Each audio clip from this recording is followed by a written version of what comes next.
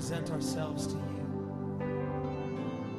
요한복음 11장 11절에서 16절 말씀을 통해 은혜를 나누겠습니다.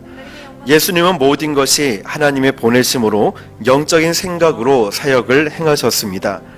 그러나 예수님을 따르는 제자들은 바로 옆에서 모든 기적과 표적을 보면서도 육적인 생각을 버리지 못하고 예수님의 행하고자 하는 모든 말과 행동의 뜻을 아는 것 같아 보이지만 제대로 알지 못했습니다.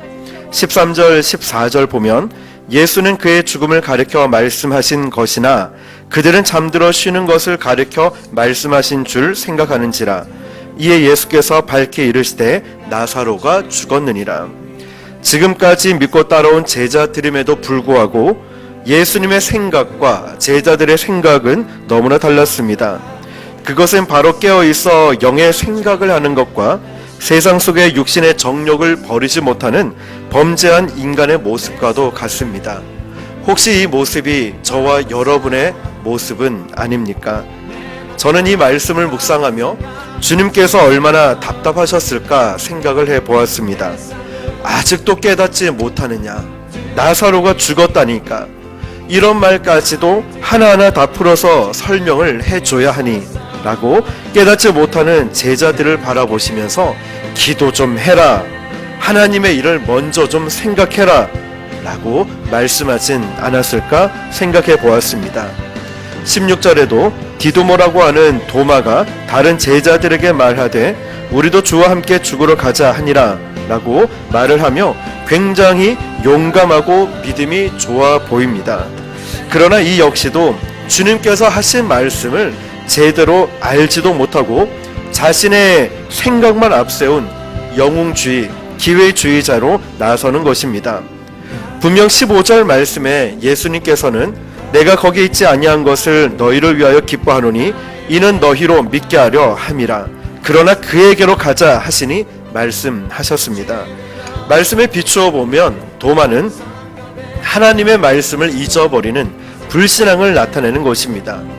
유대인들의 핍박이 심한 땅을 가는 것은 위험하지만 예수님의 죽음을 이기는 능력을 알지도 못했습니다. 사랑하는 성도 여러분, 혹시 나의 모습은 이런 모습 아닙니까? 죽음을 이기시는 주님의 능력, 전지전능하신 주님의 능력을 알지도 믿지도 못한 채 내가 세상을 바라보고 환경을 바라보고 믿음 없이 살아가는 것은 아닙니까? 주님께서는 바로 죽은 나사로 사건을 통해서 제자들이 믿음을 갖게 될 것을 바라보시며 기뻐하십니다. 하나님의 뜻을 바로 아는 영적인 분별력과 통찰력이 저와 여러분에게 있기를 축복합니다. 오늘 우리가 처한 이해할 수 없는 현실에서 하나씩 주님을 의뢰하는 법을 배우며 믿음이 자라가는 모습에 기뻐하실 주님을 바라보길 바랍니다. 오늘도 우리에게 처해진 여러가지 힘들고 어려운 상황들에 노출되어 있지만 그 가운데 더욱더 주님을 신뢰할 수 있길 바랍니다.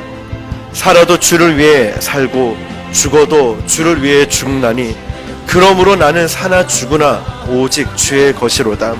이런 고백이 있지만 그것이 하나님과 상관없는 나만의 노력으로 그치는 것이 아니라 하나님 말씀대로 주님의 뜻대로 정확히 움직이시는 저와 여러분 되시길 바랍니다.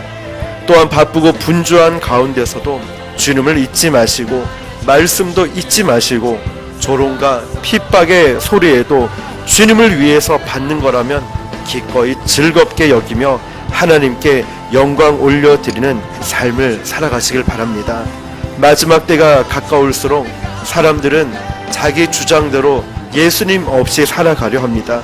그저 편한 것을 추구하고 자기 중심적인 우상 숭배자가 늘어납니다. 끝까지 하나님의 약속을 붙들고 기도하며 사시는 저와 여러분 되시기를 주님의 이름으로 축원합니다.